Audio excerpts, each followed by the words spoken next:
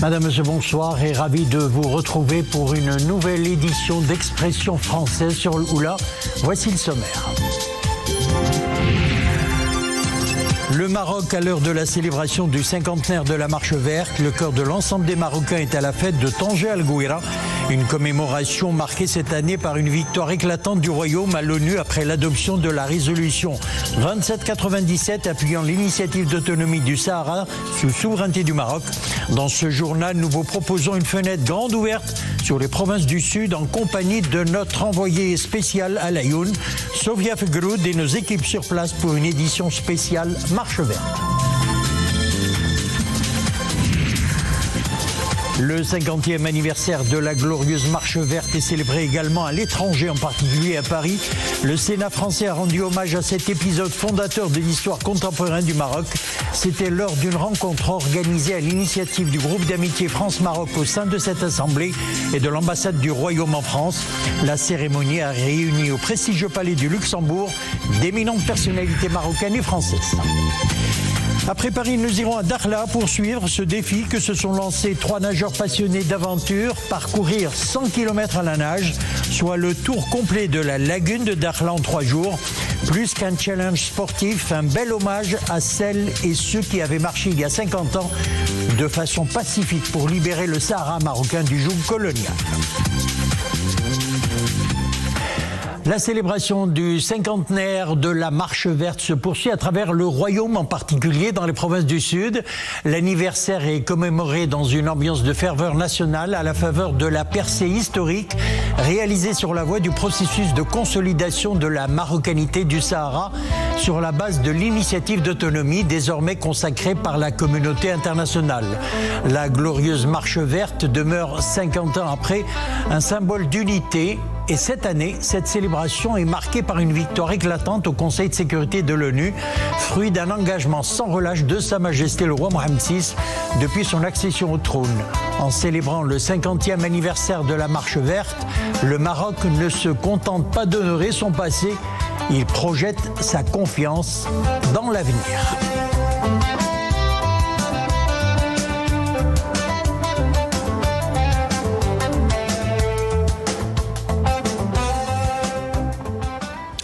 Nous nous rendrons dans quelques instants à Laayoune où nos équipes sont mobilisées pour l'occasion.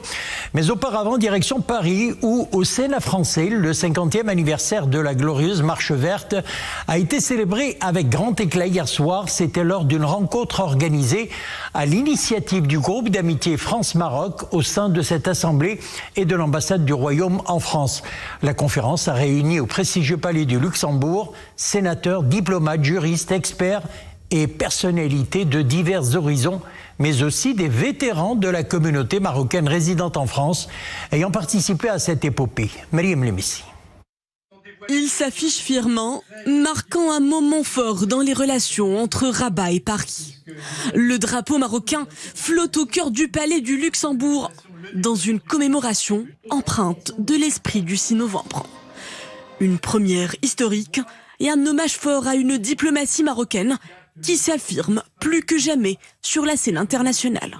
C'est un moment très important pour nous, pour moi personnellement, qui me suis engagé il y a déjà si longtemps. Mon premier déplacement date de 2010 à Laayoune. J'ai conduit la première délégation parlementaire à Laayoune et à Dakhla. Et nous n'avons eu de cesse que de faire progresser cette idée selon laquelle la solution proposée par le Maroc était la seule possible. Nous vivons un moment fort dans l'histoire de l'indéfectible amitié Maroc-France. L'ensemble des intervenants réunis ont unanimement à réaffirmer la souveraineté du Royaume sur son territoire. La France, fidèle à sa position historique, s'est toujours tenue aux côtés du Maroc. Une fidélité constante qui ne se dément pas. Elle est portée aujourd'hui par les amis du Royaume, dans la lignée de la position claire du président Emmanuel Macron, exprimée le 30 juillet 2024. Le présent et l'avenir du Sahara s'inscrivent dans le cadre de la souveraineté marocaine. Se positionner aux côtés du Maroc pour sa cause nationale, le respect de ses frontières, ce devoir de vérité et de justice vis-à-vis du Maroc. Quant au Sahara marocain, c'est d'abord dans l'enceinte de cette vénérable et honorable institution qu'est le Sénat français qu'elle s'est exprimée. Donc nous sommes très heureux de venir aujourd'hui pour ce débat, fêter ensemble, célébrer ensemble ce 50e anniversaire, célébrer aussi en ce 6 novembre le 70e anniversaire de la signature des accords de la Celle Saint-Cloud qui ont mené à l'indépendance du Maroc. Et qui ont pavé le chemin vers l'indépendance du royaume. Un épisode déterminant dans ce que sont devenues, 70 ans plus tard, les relations entre Rabat et Paris. Cette célébration aujourd'hui que nous avons ici au Sénat, qui est une première, est en soi un événement exceptionnel parce que 50 ans après, il y a quelques jours, le 31 octobre dernier, nous avons eu le plaisir de vivre pour la première fois une quasi-reconnaissance de l'intégrité territoriale du Maroc au Conseil de sécurité des Nations Unies, portée par l'ensemble du Conseil de sécurité et qui reconnaît que le plan marocain d'autonomie est la seule et unique base pour la solution. Donc la souveraineté marocaine aujourd'hui n'est plus en équation, n'est plus en discussion et aujourd'hui c'est la base sur laquelle on va pouvoir régler ce conflit artificiel. Le Maroc se projette dans l'avenir, la résolution 2797, avec un nouveau cadre de débat, de réflexion qui conforte l'idée que depuis 50 ans, le Maroc a raison de réaffirmer ses droits légitimes sur sa souveraineté territoriale. Et je crois que c'était important ici au Sénat de célébrer avec le groupe d'amitié Maroc-France dans une forme de synergie, de réponse. Il y a une vraie symbiose qui existe sur la position défendue par le Maroc depuis 2007, accessoirement depuis 1975, et la compréhension par la France que désormais ce cadre est le bon et le seul et le plus légitime.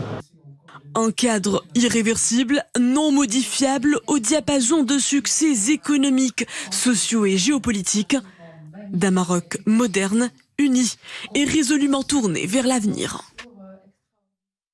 Nous rejoignons tout de suite donc nos équipes au cœur du Sahara marocain pour cette édition délocalisée depuis notre studio aménagé place du Mechouar à Laayoune. Sophia Fegloud, bonsoir, à vous l'antenne.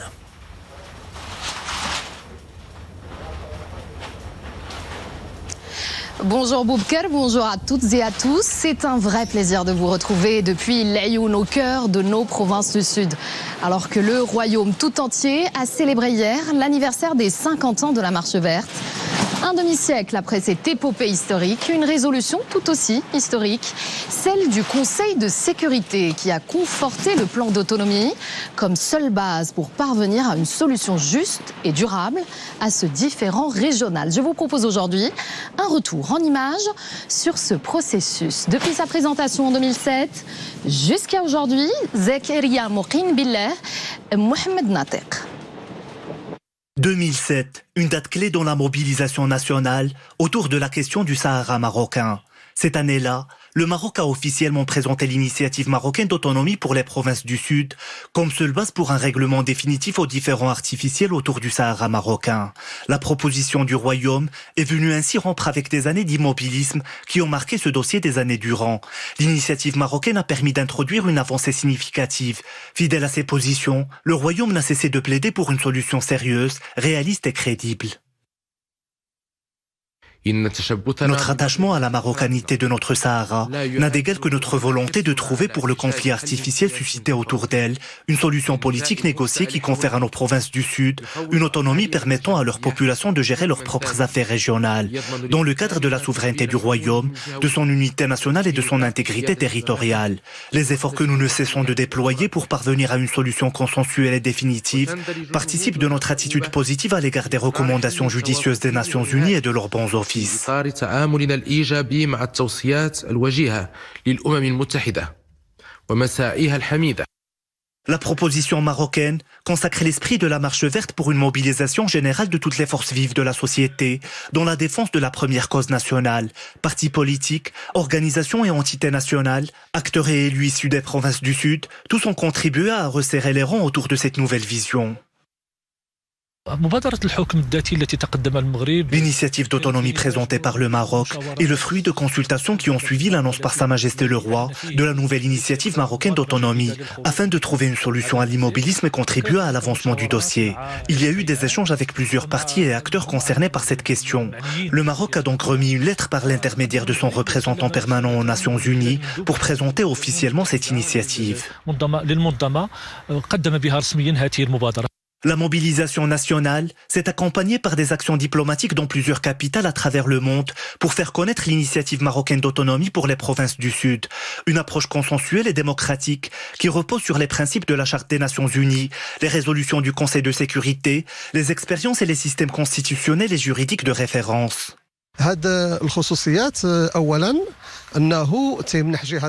Les particularités du plan d'autonomie résident dans le fait qu'il accorde au Sahara marocain de larges prérogatives dans la législation, le développement, l'économie et la culture, à travers des institutions élues, ce qui représente un aspect important de cette initiative. L'idée est de permettre l'établissement d'une entité législative régionale et d'un gouvernement élu par le Parlement, en plus d'un appareil judiciaire chargé de l'application des lois dans les régions du Sahara marocain. وهناك جهاز قضائي يبث في تنزيل القوانين أو في تطبيق القوانين داخل جهة الصحراء المغربية. Le plan marocain d'autonomie résume ainsi la vision royale stratégique pour le Sahara marocain en permettant à la population de gérer ses affaires locales. Cette initiative unique en son genre a fait la différence dans le dossier du Sahara marocain. Avril 2007, la proposition marocaine d'autonomie est officiellement remise au secrétaire général des Nations Unies. La communauté internationale encense d'emblée ce projet en le qualifiant de sérieux, réaliste et crédible.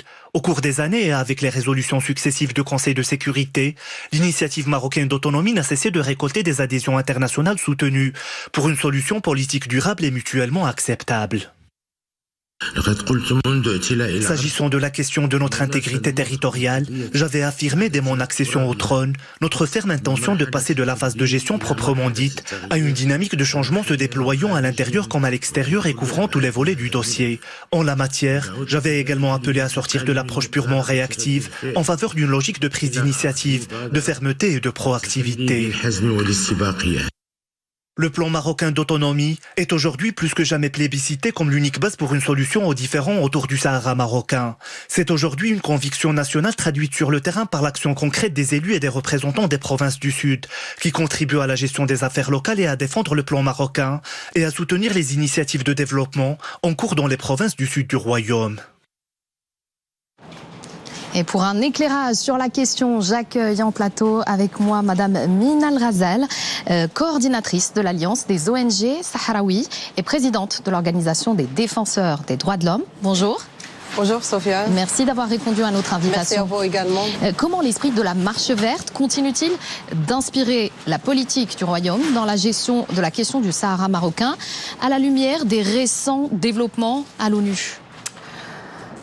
Comme vous le saviez, l'esprit de la marche verte, c'est avant tout un esprit de mobilisation pacifique.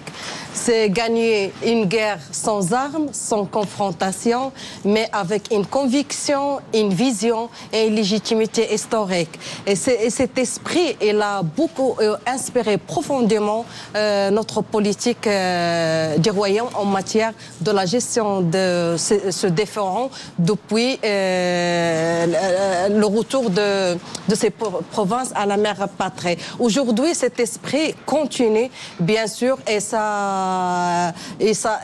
il a aussi s'inspiré la vision de notre diplomatie dirigée par le roi Mohamed VI à travers, bien sûr, son discours historique le 31 octobre qui a, bien sûr, montré la continuité de cet esprit de mobilisation pacifique, un esprit, bien sûr, de transmission, un esprit de changement, ont un esprit de la construction et surtout de l'intégrité territoriale, l'intégrité des territoires marocains. Aujourd'hui, le plan d'autonomie locale, il bien sûr montre la vision que le Maroc et la stratégie qu'il a choisie, c'est de trouver une solution qui est pacifique, une solution qui est durable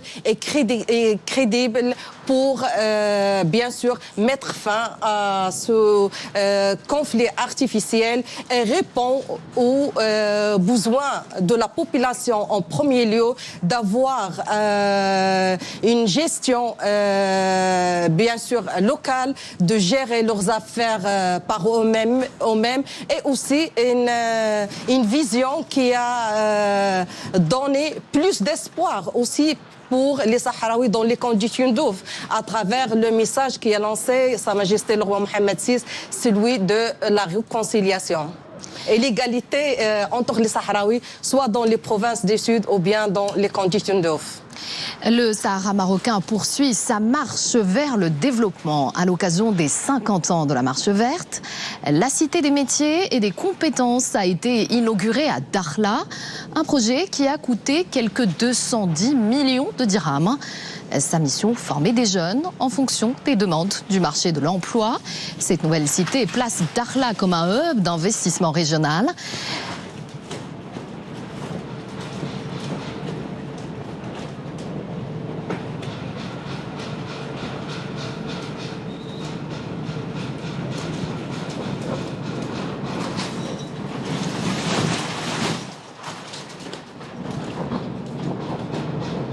Et je vous propose de suivre les propos de Loubna Trécha, directrice générale de l'Office de la formation professionnelle et de la promotion du travail, des propos recueillis par Samir Barka. La Cité des métiers et des compétences dans la région de Dakhla Oued Dahab a une conception et un aménagement de manière à garantir environ 1400 places de formation chaque année, dans 33 spécialités, notamment la pêche maritime, l'agriculture, l'agroalimentaire, la gestion, le commerce, le numérique, le transport et la logistique. Madame Mine Al-Razal, vous êtes connue pour vos plaidoyers au Maroc mais aussi à l'étranger, mettant en avant une dynamique de développement dans les provinces du Sud, des développements socio-économiques. En quoi ces différents projets contribuent-ils à consolider la souveraineté du Maroc et à promouvoir le plan d'autonomie des provinces du Sud ? Effectivement, avant de répondre à votre question, je veux juste dire ce qu'on vit aujourd'hui dans les provinces du Sud, c'est bien plus d'un développement économique et social. C'est une histoire de réussite très inspirante. En tant que, bien sûr, actrice civile, et toujours, nous donnons plus d'importance aux droits humains et surtout le droit au développement. Effectivement, je peux vous dire que le Maroc a bien concrétisé ce droit dans les provinces du Sud, avec des investissements très importants depuis 50 ans qui touchent toutes les sphères de la vie du citoyen dans ces provinces, c'est à partir des investissements dans les infrastructures, dans la santé, dans l'éducation, dans l'économie, dans le développement humain aussi. Et ces investissements ont eu un impact très significatif sur la population. Donc, si nous voyons aujourd'hui les indicateurs, soit macroéconomiques ou bien les indicateurs de développement humain, on constate réellement ce développement et ces investissements dans ces régions du Sud. Vous saviez qu'aujourd'hui, par exemple, à titre d'exemple, le produit d'intérieur brut par habitant dans les provinces du Sud, elle dépasse largement la moyenne nationale qui est autour de 40 ou 45 000 dirhams, alors que dans une région comme Dakhla, on enregistre plus de 90 000 dirhams. Et à Lyon, je pense à peu près de 70 000 dirhams. Sur le plan des développements humains, nous avons toujours les meilleurs taux enregistré par rapport à la moyenne nationale. Le produit intérieur brut, la même chose. Donc, nous reviendrons plus tard justement sur ces impacts sur la jeunesse, sur les femmes. D'accord. Donc pour nous, en tant que des acteurs de la société civile, et on travaille sur le plaidoyer à l'échelle nationale et internationale, les faits ils parlent d'eux-mêmes. Donc tout ce développement enregistré et constaté dans ces provinces, il contredit bien sûr toutes les allégations des adversaires et bien sûr tous les susceptibles à ce développement. Ce sont des visages jeunes venus du Sahara marocain avec l'énergie et l'ambition de leur génération au cœur du Parlement. Ils défendent avec force les causes de la jeunesse et du genre, décidés à faire entendre leur voix. Portrait croisé de ces jeunes engagés avec Myriam El-Missi, Hamza Al-Khdar et Youssef Chergui. Au cœur de l'hémicycle résonne la voix des provinces du Sud. Parmi elles, celle de Khalid Nalgourch, conseiller parlementaire engagé avec conviction pour le développement de sa région. À la Chambre des conseillers, il porte les ambitions des citoyens à travers des questions écrites et orales, ainsi que par son implication active dans les travaux des commissions parlementaires. Les mécanismes de plaidoyer sont garantis par la Constitution et par le statut du Parlement. Nous interrogeons les ministres et des responsables d'institutions sur des sujets qui concernent directement les citoyens des provinces du Sud.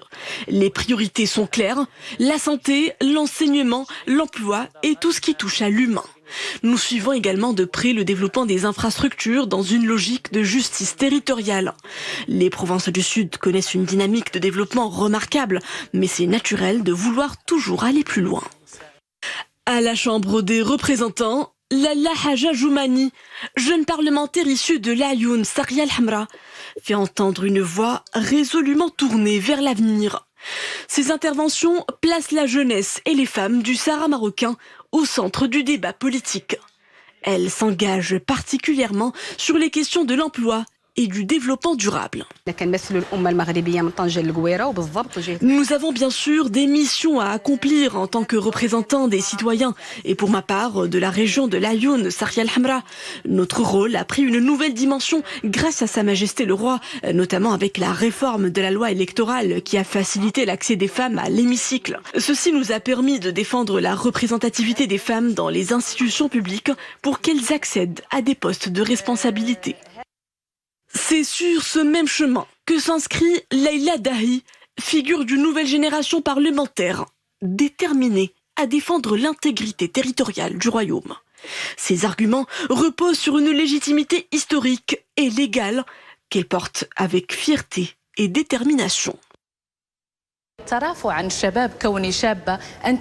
J'ai une grande responsabilité. En tant que jeune, je parle la même langue que ma génération. Je partage ses préoccupations et ses aspirations. Je suis également conseillère au Parlement africain. J'ai une opportunité de mettre en avant le développement socio-économique des provinces du Sud, fruit du modèle de développement lancé par Sa Majesté le Roi. À travers la diplomatie parlementaire, je mets aussi en lumière cette dynamique économique qui transforme le Sahara marocain. Au-delà de leur mission politique, ces jeunes parlementaires incarnent un profond attachement national. Ils sont les enfants d'une région en pleine mutation. Ils sont aussi les témoins de grands chantiers qui font du Sahara marocain un modèle de développement et un levier d'un Maroc prospère.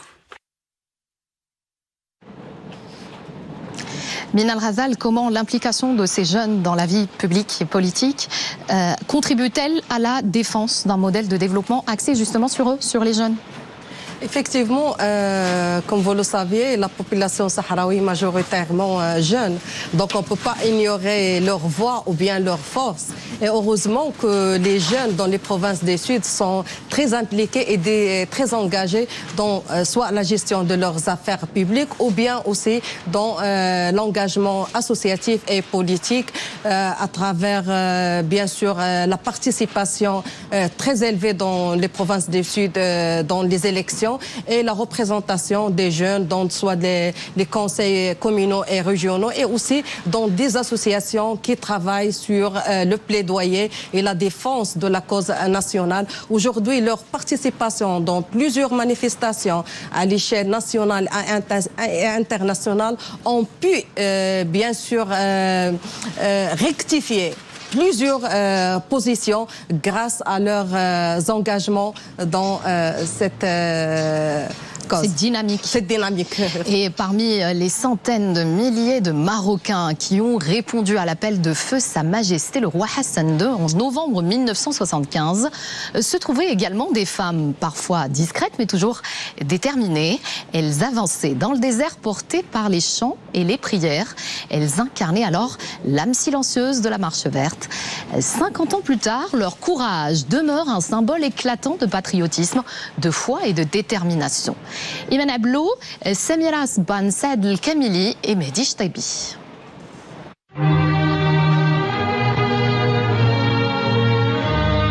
Ce sont les visages de la participation féminine à la Marche verte. Des femmes de tous les âges, de toutes les régions. Elles aussi ont répondu à l'appel de la patrie dans un acte de bravoure exemplaire, sans sourciller. Parmi les marcheurs, 35 000 femmes n'ont reculé devant rien. Le souvenir est vivace dans la mémoire de Hajja Khadija.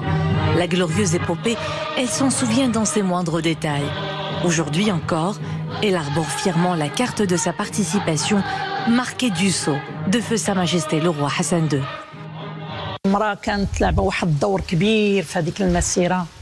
La femme a joué un rôle primordial à la Marche verte. Ma participation en tant que volontaire est une immense fierté. Depuis ce jour, je suis partie à Laayoune 13 fois. J'ai aussi visité Dakhla et Guerguerat. Et j'irai encore et encore. L'amour de la patrie n'a pas de prix. J'évoque ce souvenir à tous ceux que je croise, à mes petits-enfants aussi. D'ailleurs, un jour, un de mes petits-enfants est venu me voir pour l'aider à la rédaction d'une dissertation sur la Marche verte. J'étais fière de lui raconter comment ça s'est passé. C'est une épopée qui nous a permis de récupérer notre Sahara, qui restera toujours marocain jusqu'à la fin des temps.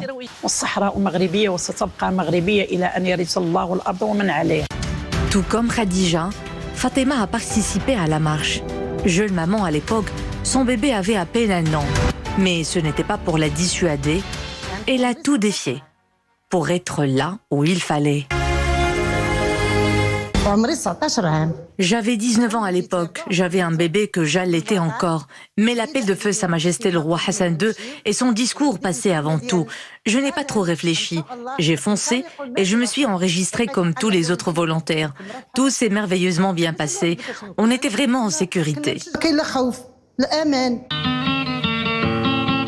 À Tarfaya, nous partons chez une autre Fatima.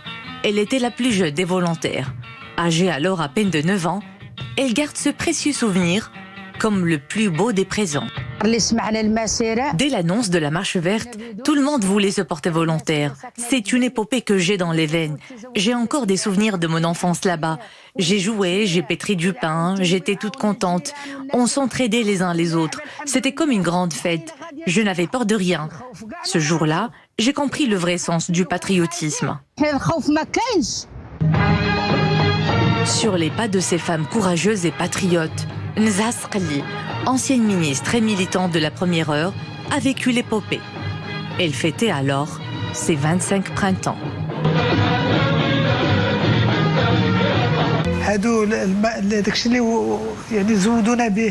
Je me souviens que nous sommes partis avec tous les approvisionnements nécessaires. On avait tout ce qu'il fallait, même les brosses à dents. Je me sentais comme en colonie de vacances. La cause nationale habitait les cœurs de tous les Marocains. Nous étions conscients de la nécessité de parachever notre intégrité territoriale. Il était hors de question que je ne participe pas à la marche. J'étais à l'époque à l'étranger et je parlais avec ferveur de mon pays et de la cause nationale. J'ai donc participé à la marche aux côtés de mes compatriotes, hommes et femmes. Je n'ai pas hésité une seconde. Ce n'était pas si facile car je travaillais dans un laboratoire pharmaceutique et je veillais à la fabrication des médicaments. Mais je n'avais qu'une idée en tête, partir. Rester en vie ou mourir pour la patrie, peu importait. Ma décision était prise. Pour moi, ce fut à la fois un droit et un devoir. Des souvenirs indélébiles, une fibre indissoluble, le pacte sacré entre le trône et le peuple. le gage de l'unité et du patriotisme sincère qui écrit encore l'histoire sous les yeux du monde.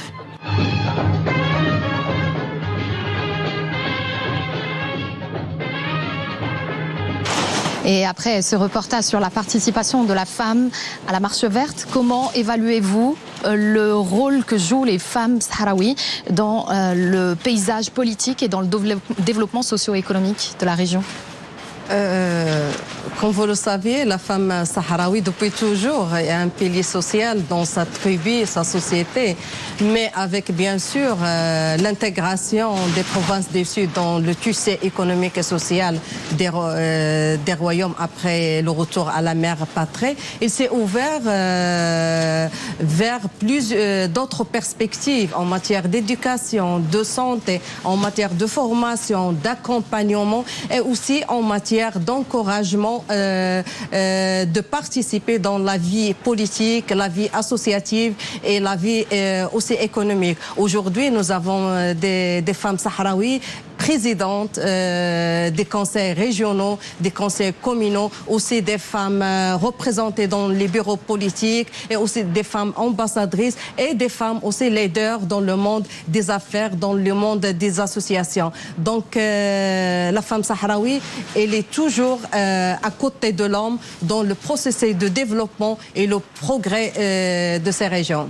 Mine Al-Ghazal, coordinatrice de l'Alliance des ONG sahraouis et présidente de l'organisation des défenseurs des droits de l'homme. Merci d'avoir été parmi nous aujourd'hui. Je vous remercie aussi. Merci. Et après la marche verte, la nage verte. Voici un exploit réalisé dans la lagune de Dakhla. 3 nageurs passionnés, Dino Septis, Sébastien de Flandre et Nadia Ben Behten, ont relevé un défi pendant 4 jours. Nager, une aventure sportive et humaine, symbolique en hommage à la persévérance et à l'esprit de la marche verte. Nisrin Hamdaoui, Bakar Dlimi, Mohamed Machin et Jihad Libri. Et si la marche verte était célébrée par le sport ? L'idée a bel et bien tracé son chemin dans les eaux de la fabuleuse lagune de Dakhla. Les participants à cet événement, baptisé la nage verte, ne sont autres qu'un trio de passionnés de natation en eau libre. Nadia, Sébastien et Dino se sont donc lancés le défi de parcourir en 4 jours 100 km à la nage, soit le tour complet de la lagune.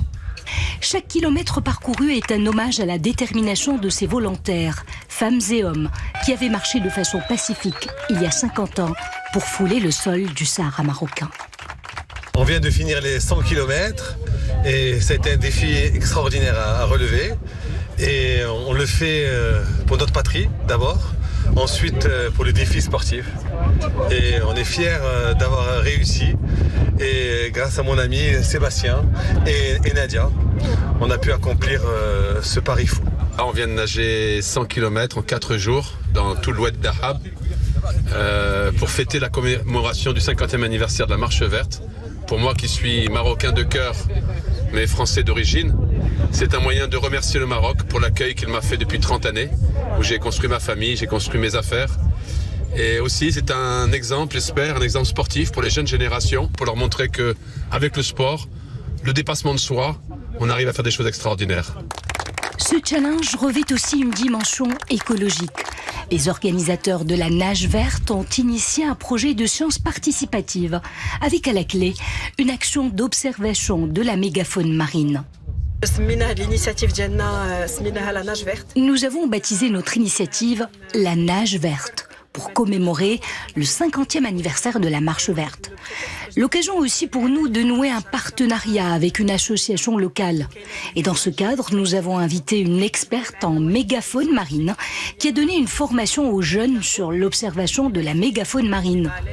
Notre objectif est d'aider la société civile locale dans ses actions de préservation de la lagune de Dakhla.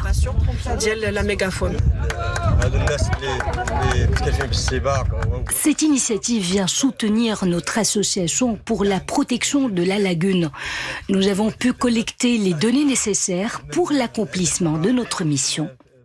Ce n'est pas la première fois que ce trio s'embarque dans une aventure aquatique. Il y a 2 ans déjà, ces passionnés de la nage libre avaient traversé 25 km de la lagune de Dakhla en une seule journée, à l'occasion du 48e anniversaire de la Marche verte. Et aujourd'hui, cette même Dream Team est venue à bout de ce défi encore plus audacieux, à l'image de ce coup de génie que fut la marche pacifique pour le recouvrement du Sahara marocain. Et on se quitte sur ces images de célébration hier. C'était ici. Elles ont été prises à Laayoune, une fête à la taille d'un événement, les 50 ans de la Marche verte. Le ciel de Laayoune s'est illuminé de 1000 couleurs, symbole d'un Maroc uni et fier. Et c'est tout un peuple qui a rendu hommage à ces héros d'hier et salué les bâtisseurs d'aujourd'hui.